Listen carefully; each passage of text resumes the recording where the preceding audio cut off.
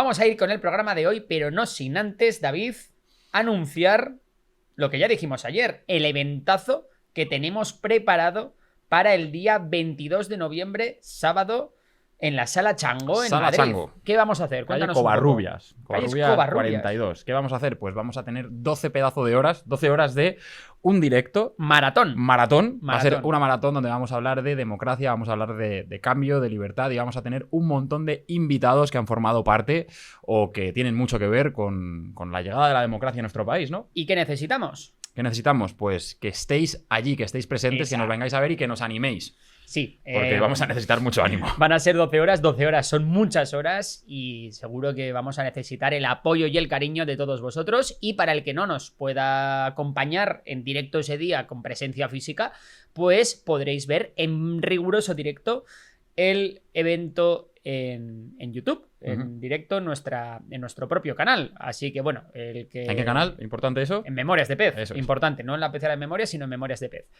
Luego, aparte, tenemos que decir que va a ser un especial. Pues sabemos que el viernes se cumplen 50 años de la muerte de Franco y por tanto del inicio un poco de la democracia en España. Y por eso vamos a hacer ese evento. Oye, mira, se me ha ocurrido una idea, pero ¿Cuál? igual podemos hacer un anzuelo especial para en algún momento alguno de los invitados, a las preguntas que más nos gusten, pues sacárselas también. Pues sí, allí. y de hecho otra cosa que puede hacer la gente que no pueda venir, porque la gente allí va a poder participar in situ, pero la gente que no pueda venir puede participar a través del chat en directo. Bueno, genial. Pues dicho esto, vamos a empezar hablando de Japón y China, porque últimamente entre los dos gigantes asiáticos se está viendo más que palabras. Sí, en los últimos días la relación entre Japón y China se ha tensado como no se veía desde hace mucho tiempo. Todo ha empezado cuando la nueva primera ministra japonesa, Sakae Takaichi, ha dicho en el Parlamento que si China lanzaba una acción militar contra Taiwán que pusiese en riesgo la seguridad de Japón, el país podría intervenir. Recordemos que esta señora, a día de hoy, pues, sería algo parecido al... No sé si llega al box japonés, pero... No, sería porque eso sería en el Sanseito. Bueno, sí.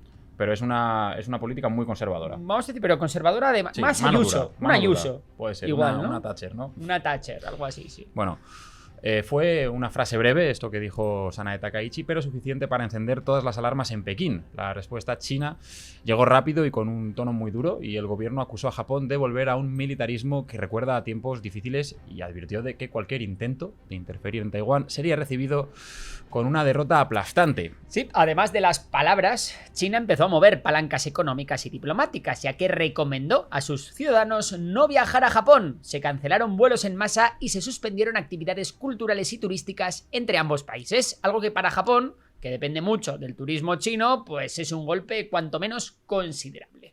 La tensión se ha trasladado también al terreno de la seguridad, ya que en las aguas cercanas a las islas en disputa entre ambos países, las islas Senkaku, para Japón y las islas Diaoyu para China, se han detectado más patrullas chinas de lo habitual, lo que añade un componente militar a la situación. Tokio, por su parte, ha pedido a sus ciudadanos en China que extremen las precauciones y que eviten aglomeraciones, un gesto que muestra hasta qué punto la crisis ha escalado. Has dicho sin querer precauciones, y me ha hecho mucha gracia porque has parecido un poco chino. Vaya, aunque Japón ha intentado calmar los ánimos enviando a un alto funcionario en Pekín, China ha dejado claro que no tiene intención de reunirse con Takaichi próximamente, ni siquiera aprovechando foros internacionales como el G20. Y mientras tanto el clima pues sigue enrarecido. Japón mantiene su postura sobre Taiwán, China interpreta esa postura como una provocación directa y ambos países pues bueno, intercambian mensajes cada vez más afilados, cada vez más cortantes e hirientes. Lo que está ocurriendo no es solo un roce diplomático, ya que detrás hay cuestiones casi existenciales para ambas potencias, ¿no? Efectivamente, el papel de Japón en la seguridad del Pacífico y, por otra parte, el miedo de China a que más países se posicionen sobre Taiwán y la fragilidad también de unas relaciones económicas enormes pero muy sensibles. Por ahora, cada gesto de una de las partes pues provoca una reacción en la otra y el riesgo de que un malentendido o un incidente en el mar pues eleve más esta tensión. Por cierto, para quien se pregunte, ¿pero por qué China y Japón se llevan tan mal? Pues tenemos un vídeo en Memorias de Pez que justo ahondamos en esa pregunta. ¿Por qué China y Japón no se pueden ni ver? Efectivamente. Así que el que quiera lo busca por ahí. Y tenemos un vídeo en Memorias de Pez explicando las raíces históricas y estratégicas de esta rivalidad. Y vámonos a Oriente Medio, porque ahí sí que hay un buen lío, ¿eh? Hay un buen lío porque Arabia Saudí quiere comprar aviones F-35. Los servicios de inteligencia estadounidenses han dicho que yo que vosotros no se los vendería, le han dicho a Trump. Y Trump ha dicho, nah, don't worry. A mis aliados de Oriente Medio, a mis panas que me hacen buenos regalos, ¿cómo les voy a decir que no? Cuéntanos un poco cómo va eso. Pues mira, Borja, la posible venta de cazas F-35 a Arabia Saudí ha pasado en unos pocos días de ser un rumor recurrente a convertirse en un movimiento político de primer nivel. Y es que Donald Trump anuncia que dará luz verde a la operación justo antes de la visita de Mohammed bin Salman a la Casa Blanca. Un gesto que parece integrado en un paquete más amplio de acercamiento entre Washington y entre Riad. Pero detrás del anuncio hay un ambiente de inquietud dentro del propio aparato de seguridad de Estados Unidos. Y es que los servicios de inteligencia y el Pentágono llevan meses advirtiendo que Arabia Saudí mantiene una relación tecnológica cada vez más estrecha con China y temen que la llegada de los F-35 al Reino Saudí pueda exponer a Pekín a una de las plataformas militares más sofisticadas del mundo, ¿no? De repente igual hay por ahí algún chino tomando nota diciendo este sistema de propulsión, este sistema antimisiles, este radar, ¿aquí qué pasa, no? Entonces, bueno, ya no se trata solo del espionaje directo, sino también preocupa la presencia de contratistas y proveedores chinos en infraestructuras saudíes que podrían facilitar accesos indirectos a la tecnología sensible del avión. A esa preocupación se suma otra igualmente delicada, que es la venta afectando al equilibrio militar de Oriente Medio y sobre todo a la ventaja que tiene allí Estados Unidos y que garantiza históricamente a Israel, ¿no? Precisamente por eso, pues Israel está presionando para que cualquier acuerdo con Arabia Saudí vaya acompañado siempre de un paso firme hacia la normalización diplomática entre ambos países. O sea, un poco lo que dice Israel es a Estados Unidos es, pero me garantizaste que yo iba a ser tu principal aliado y que iba a tener un salto tecnológico, ¿no? Con mis... Correcto. Y Estados Unidos te dijo... ¿Por qué hablaba? ¿Sabes el...?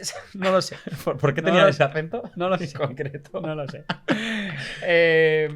Pero ¿sabes el meme ese del gato? Me dijiste que íbamos a ver Netflix y sí. salió un gato diciendo no sé qué. Pues me imagino a Donald Trump con... Me dijiste que... Bueno, el caso es que sin ese avance, argumentan, poner en manos saudíes un caza de quinta generación sería un riesgo demasiado elevado, según los israelíes, y Washington, mientras tanto, busca encajar todos los elementos de este cóctel, ¿no? Por un lado está la venta del avión, por otro lado las exigencias de seguridad tecnológica, por otro lado las condiciones políticas en la región, sobre todo por parte de Israel, y por último la voluntad del presidente de reforzar la alianza con Arabia Saudí, tanto en materia energética como estratégica. Recordemos que Trump lleva intentando persuadir a Arabia Saudí de que bombeen cuanto más petróleo mejor. Y Arabia Saudí realmente... Ya no está en esas, ¿no? No está en esas, a cambiar pero... un poquito de planteamiento. A ver pero si oye, se deja querer, no se deja querer, y luego a ver también qué regalos personales le hace a Trump, que eso siempre es muy importante. Efectivamente. Aunque Trump haya realizado el anuncio... Perdona, te iba a decir tranquilo. que el otro día una delegación de suizos, de empresarios suizos, en el despacho Oval le dejaron un Rolex, pero no un Rolex de muñeca, un Rolex gigante de mesa, ¿vale? Y un lingote de oro personalizado. Vaya. O sea, que la gente ya le tiene un poco pillado que a este ¿eh? señor lo que le gusta es el oro. Y las horteradas, porque tiene el despacho Oval decorado como si fuese, vamos... Un poco rococó, ¿eh? Es muy rococó. Es muy rococó Donald Trump. Pero también te digo que... Yo creo que mi abuela y Trump decorarían las cosas más o menos del mismo estilo. Lo de la naranja geriátrica que hemos dicho aquí alguna vez. Es verdad que es naranja, pero por los rayos UVA. O sea, que realmente es como rococó incluso en su propio físico. Sí. Es verdad que el rococó tiende más a verde y a rosa, pero... Si quieres un día hablamos de rococó, vale. Me gusta mucho a mí. Tiende más a verde y a rosa. A verde y rosa, sí. Colores verdes y rosas, sí. Sí. Puede ser, tienes razón ahora que lo dices, ¿eh? Sí. Típico salón siglo... Imagínate los cuadros rococó sobre todo.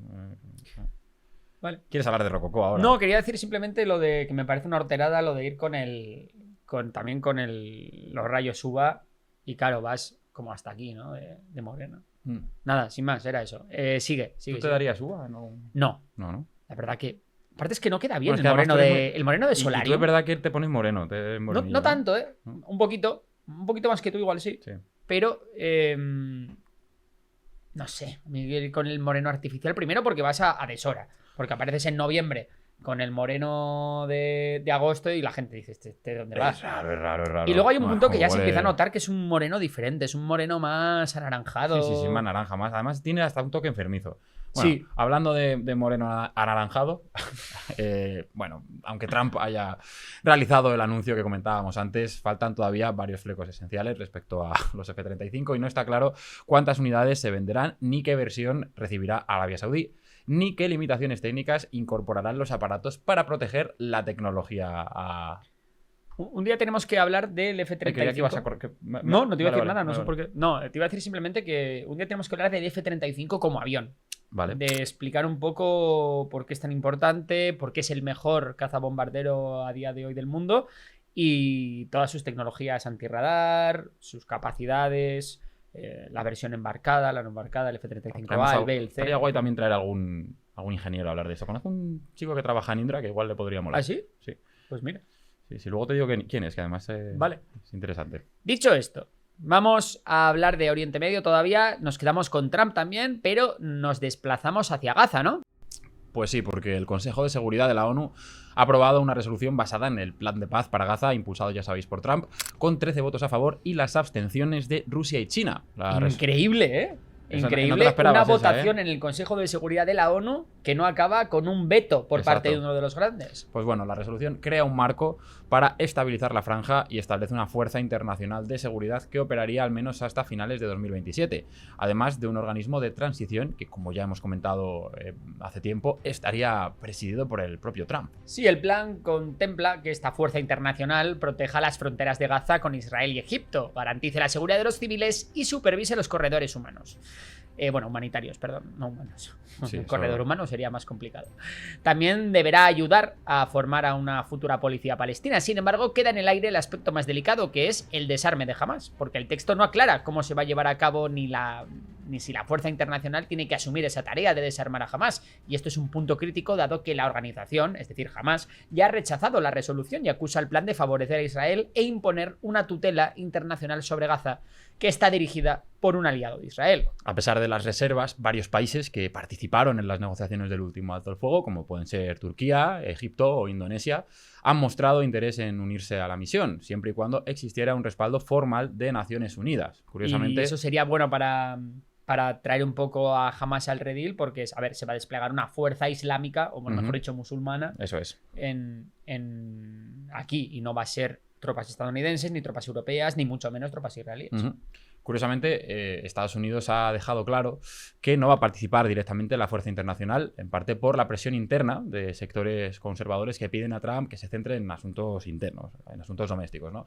El texto también incluye la creación de un Consejo de Paz encargado de supervisar la reconstrucción y sentar las bases de un futuro gobierno palestino. Y aquí viene una parte muy interesante, ¿vale? Porque aunque Trump quiere que Arabia Saudí se sume a los acuerdos de Abraham, pues Riad dice que no va a dar ese paso sin una hoja de ruta clara hacia un Estado palestino. Esto entronca con lo que comentábamos antes. Claro, y aún así la resolución afirma que podrían darse las condiciones para avanzar en la autodeterminación palestina si progresan las reformas de la autoridad palestina y la reconstrucción de Gaza. Básicamente lo que le está diciendo, mira, así no vais a ser independientes o no vais a tener vuestro Estado en la vida.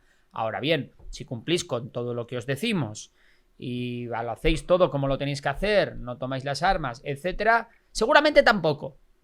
Pero la puerta os la dejamos un poquito más abierta. Pero Israel nunca lo va a permitir, pero al menos, oye, por parte de la comunidad internacional, pues estaría más abierta a hablar de un Estado palestino, de esa solución de los dos estados, que es, por ejemplo, la que España apoya, ¿no? Efectivamente. Bueno, y ahora vámonos a otro gran conflicto, que es el de Ucrania, porque tenemos novedades, ya que Zelensky se está haciendo una buena tournée por Europa, ya ha parado en Francia. Sí, de hecho, ha estado también aquí, quiero recordar, ¿no? Ha estado en el España? Congreso, sí, creo que sí. Pues no lo he visto. Sí, me parece. No sé si está ahora mismo, de hecho, diría. Ah, pues igual, si está hoy no lo he visto. Igual me estoy yo equivocando, ¿eh? Cogemos con pinza esto que acabo de decir, pero... Mañana lo contamos. Mañana si lo está aquí. confirmamos, es verdad. Pero bueno, yo sé que ha estado en Francia ayer, Ujú. que es donde se hizo un anuncio muy importante que ahora mismo no vas a contar. Vale, pues el anuncio es que, como has dicho, sí, Zelensky aterrizó en París, pero no ha venido a pedir favores, ha venido a cerrar compras. Francia lo ha recibido en la base de Villacoublay, con un despliegue que ha sido un absoluto catálogo militar, realmente. Aviones, misiles, drones, radares, todo preparado para que Ucrania pueda elegir cómo reforzar su defensa ahora que las reservas de armamento europeo pues empiezan a agotarse. El supermercado de las armas, ¿no? Y es que, bueno, hay más, ¿no? La visita ha terminado con la firma de un acuerdo de largo plazo, y es que durante la próxima década Ucrania podría adquirir hasta 100 cazas Rafale y varios sistemas de defensa aérea y radares. Lo de los Rafale es muy importante porque, si os acordáis, os contamos aquí hace un mes o por ahí que Ucrania también se había comprometido a comprar unos 100 cazas Gripen.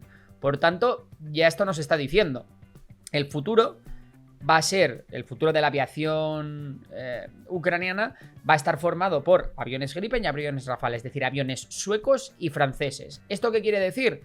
Que no va a haber espacio para los aviones norteamericanos.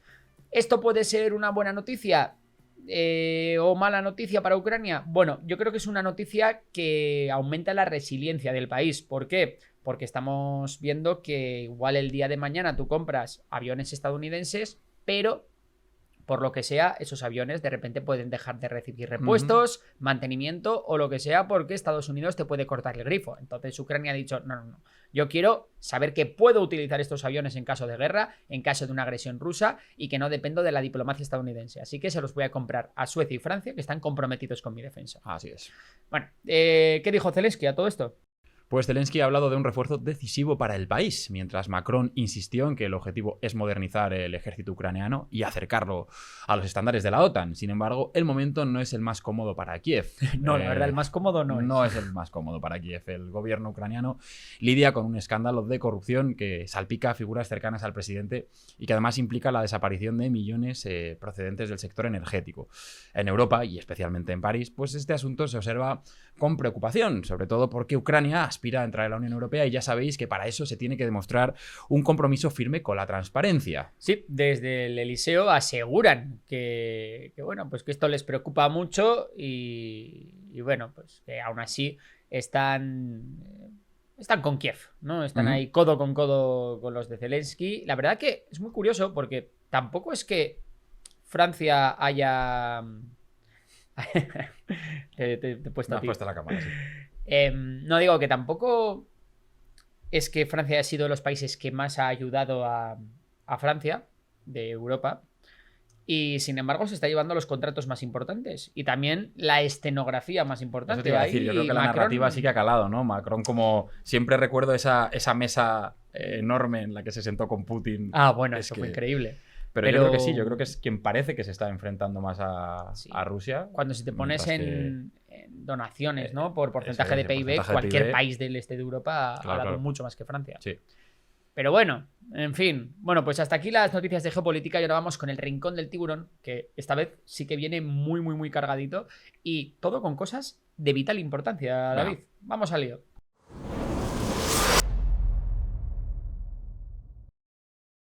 Pues hoy vamos a empezar con un estudio, un paper de el economista Benjamin Couillard, que relaciona, ojito, relaciona la subida del precio de la vivienda con la tasa de natalidad. Así es. Cuéntanos un poco esto porque tiene mucha enjundia. Pues Benjamin Couillard, en su estudio Build Baby Build, How Housing Shapes Fertility, plantea una idea tan sencilla como contundente, que es que la vivienda está teniendo un papel decisivo en la caída de la natalidad.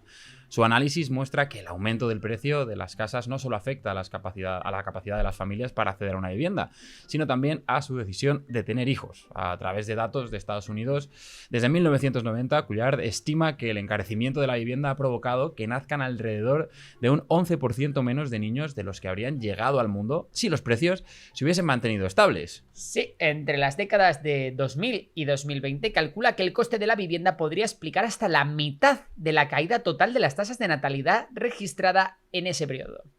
El efecto es especialmente visible en los adultos jóvenes. La proporción de personas de entre 20 y 29 años que forman una familia se ha reducido notablemente, en buena parte porque el acceso a una vivienda adecuada se ha convertido en un obstáculo cada vez mayor. Según el estudio, los precios altos retrasan o incluso impiden que muchas parejas se independicen, se muden a un hogar más grande o se planteen tener hijos, y Cuyar concluye que si se quiere revertir esta tendencia no basta con construir más viviendas, sino con construir las adecuadas. Aumentar la oferta de pisos pequeños puede aliviar los precios en general, pero no resuelve el problema de fondo, la falta de viviendas familiares con espacio suficiente para criar hijos. Sí, las políticas que incentiven la construcción de hogares más grandes tendrían, según sus estimaciones, un impacto más de 2 veces superior en el aumento de la natalidad que las que se centran solo en añadir unidades pequeñas. Así que, ojito con esto. Pero déjame contarte una cosa, David. Vale. Porque hay una manera de contribuir a resolver este problema de la vivienda y además lo puedes hacer llevándote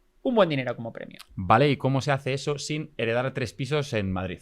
Bueno, pues con Hausera, Vale. nuestro patrocinador de hoy, que para el que no lo sepa, Hausera es una plataforma de inversión inmobiliaria que democratiza el acceso a proyectos con potencial muy top y que además recupera viviendas en mal estado o directamente abandonadas para ponerlas otra vez en el mercado. O sea, más casas, menos drama. Vale, yo lo único que igual con esto necesitas mucho capital para empezar, porque estamos como estamos, ¿o no es así? Bueno, pues realmente no es así. ¿Por qué? Porque en Hausera puedes invertir desde solo 1.000 euros. Ujú. Y no estamos hablando de ser un jeque, estamos hablando de ser tú, yo, tu primo, el de Alcorcón, Ujú. quien sea, ¿no? Bueno, y te preguntarás, importante, ¿cómo gana dinero esta gente? Bueno, pues el modelo es 100% a éxito. Y bueno, si el proyecto no sale bien, ellos tampoco ganan. Primero cobras tú tu margen y luego ellos. Así que muy mal se tiene que dar para que las cosas vayan mal. Y ojito, porque llevan más de 18 operaciones completadas con una rentabilidad media del 16,82%. Ojo, pues suena bastante bien el tema, ¿no? Pues sí, y espera, pues que hay una cosita más que te tengo que comentar, porque ahora han activado un mercado secundario totalmente regulado en el que podrás vender tu participación si quieres salir antes de que acabe el plazo de tu inversión. Vale, o sea que si me pasa cualquier cosa y necesito el dinero, pues vendo y a otra cosa, ¿no? Es lo que me estás diciendo. Efectivamente, flexibilidad total. Y hablando de proyectos, dentro de poco lanzan el Lago di Garda 3, que es una rehabilitación completa de un antiguo club de vela, que se convertirá en 8 viviendas. La inversión tiene prevista una rentabilidad total del 20% en 18 meses, lo que equivale a una rentabilidad anual del 13,33%. Solo tienes que registrarte con el enlace que te dejamos en la descripción y encima te llevas un bono de bienvenida del 5% respecto a tu inversión, hasta 60 euros. Bueno, pues fantástico. Creo Más que fácil, toca imposible, echarle ¿eh? un ojo cuando acabemos el programa. Pues ahí queda eso. Hausera, muchísimas gracias también por patrocinar la pecera de hoy, porque, como siempre decimos, nuestros patrocinadores pues hacen posible que la pecera sea posible. Así que muchísimas gracias por eso. Y ahora vamos a ir con otra noticia que se sale un poco del tema de la vivienda, que es el de las Big Tech, ¿no? Sí. Porque parece que hasta ahora eran lo que se conoce como negocios asset light, es decir, sin mucho, que no son intensivos en capital, que no hacía falta endeudarse mucho para sacar mucho dinero. Sin embargo, ahora con el tema de la IA y el aumento de la capacidad de cómputo, les está llevando a todas las grandes empresas a empezar a endeudarse. Sí, en los últimos días hemos visto un cambio notable en la estrategia financiera de las grandes tecnológicas. Ya sabéis, Amazon, Meta y Alphabet están transitando de un modelo de baja deuda hacia un escenario donde la financiación mediante bonos se va a volver clave para sostener inversiones gigantescas en infraestructuras de inteligencia artificial y de centros de datos. Vamos a explicar qué es lo de los bonos, ¿vale? Venga. La financiación mediante bonos. Un bono simplemente es cuando una empresa emite un bono, pide dinero. Oye, necesito 30.000 millones de dólares. Y entonces gente como David, gente como un fondo de inversión o los bancos, pues compran esos bonos, es decir, le prestan dinero a Google a cambio de un interés que se pacta en ese momento. Es decir, es renta fija. En todo momento, cuando compras un bono, tú sabes lo que vas a ganar por prestar ese dinero. Por tanto, igual Google dice, bueno, pues saco bonos por valor de 30.000 millones a 5 años y dando un 4% anual. Eso es lo que es la financiación por bonos. Pues justo Amazon ha anunciado una emisión de bonos por alrededor de 15.000 millones de dólares en su primera venta de deuda denominada en dólares en 3 años, para financiar su expansión en inteligencia artificial, adquisiciones y amortización de deudas próximas y gasto en capital.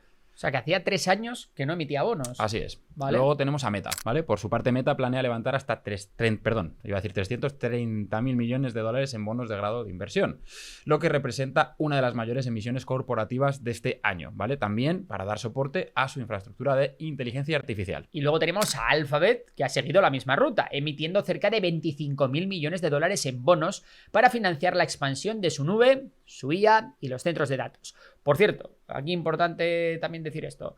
El tema de los bonos. ¿Por qué llevaban tanto tiempo sin emitir bonos? Porque los tipos de interés han subido. Y cuando los tipos de interés suben, pues vas a tener que dar más interés, más dinero, porque te presten ese dinero. El precio del dinero sube. Entonces lo que les ha pasado a estas grandes tecnológicas, aparte de que se han aumentado sus necesidades de cash, de efectivo, de flush.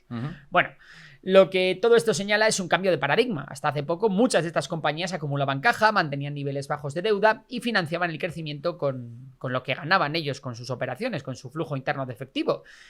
O como mucho podían emitir acciones, ¿vale? Aunque esto es menos habitual. Es verdad que una cosa que hacen mucho las tecnológicas son las stock-based compensation,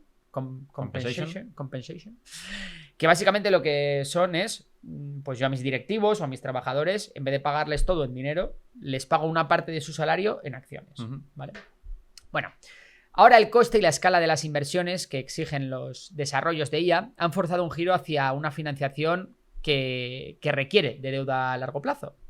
Y esta transformación, implica varias consecuencias importantes, ¿no, David? Sí, la primera es que las empresas deben gestionar ahora los riesgos tradicionales asociados al endeudamiento, tipos de interés, vencimientos, refinanciación, presión sobre el flujo de caja futuro. Efectivamente, luego está que los inversores de crédito están prestando atención aquí también a la demanda de estos bonos, que por cierto es muy alta, ¿eh? De hecho cumplió con creces lo que emitían.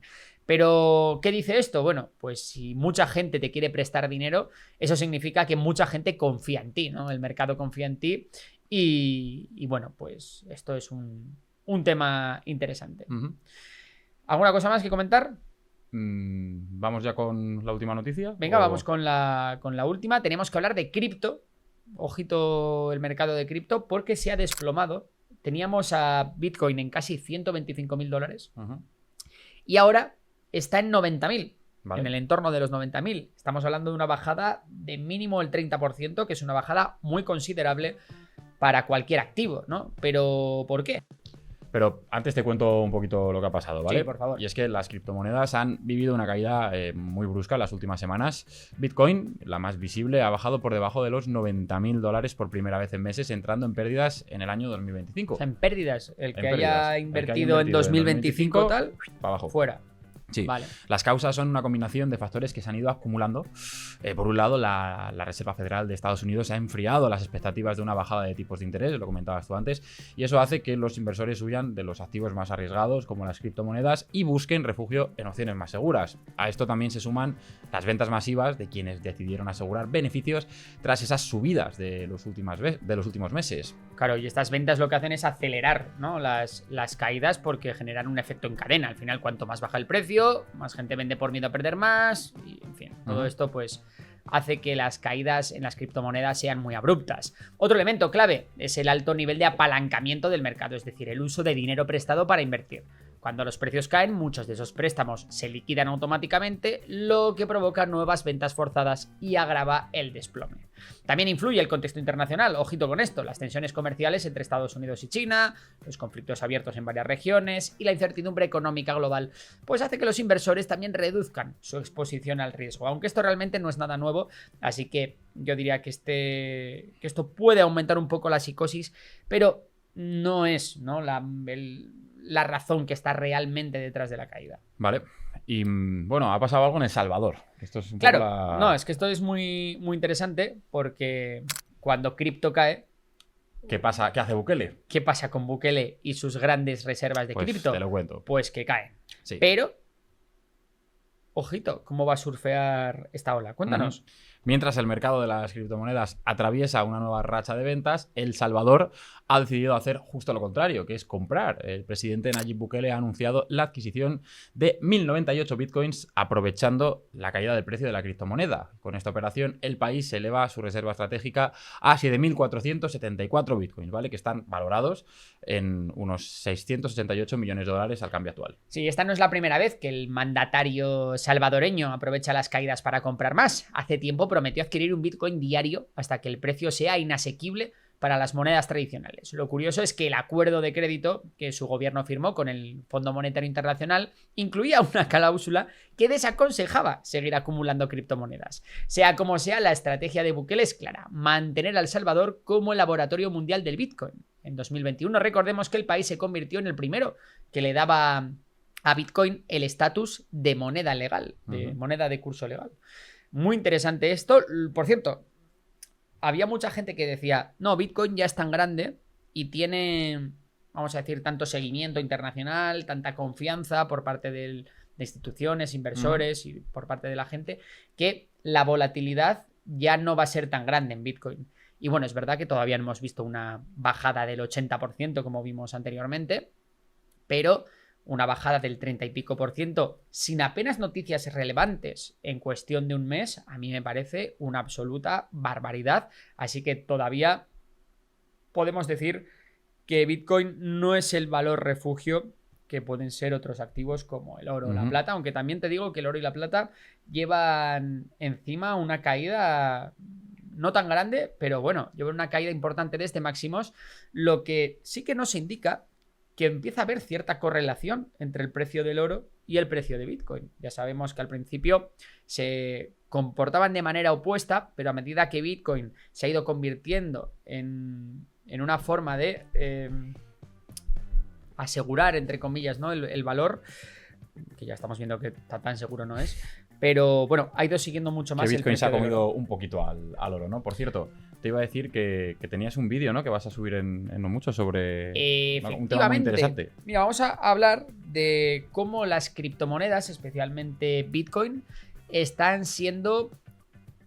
Bueno, cómo se están utilizando en geopolítica por parte de países, por parte de otros actores, de oposición, en fin, va a ser interesante y vamos a poner muchos ejemplos de varios países en los que diferentes actores han utilizado las criptomonedas como un arma geopolítica. La geopolítica de las criptomonedas. La geopolítica. Ese vídeo tengo ganas de verlo. Me gusta ese título. Te lo voy a copiar, recuérdamelo si no me acuerdo. Te lo voy a copiar. Bueno, pues muchas gracias a todos los que nos estáis viendo desde Memorias de Beth. Ahora vamos a seguir en la pecera de Memorias con el anzuelo, pero antes de ello, dejadme recordaros, uno, que muchas gracias a Hausera por patrocinar nuestro programa de hoy.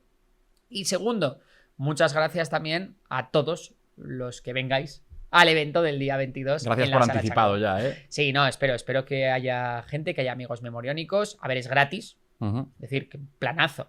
Aparte es gratis y no tienes que venir en plan a las 12. Puedes ir cuando quieras, es el mejor plan del mundo. Oye, David, imagínate que yo... Me gusta salir a correr a las 10 de la mañana. No te preocupes, vienes a la 1. Te duchas y vienes. Te tomas después. un vermutín y vienes un poco contento. Y vienes para la hora de comer, por ejemplo. Perfecto. Imagínate que tengo comida familiar.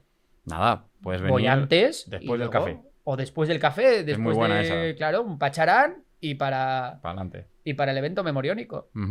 Imagínate. No, es que salgo con los amigos y a las 8 hemos quedado para la previa. Pues tú madrugas. No pasa nada, vienes por la mañana. Y como si quieres hacer la previa allí.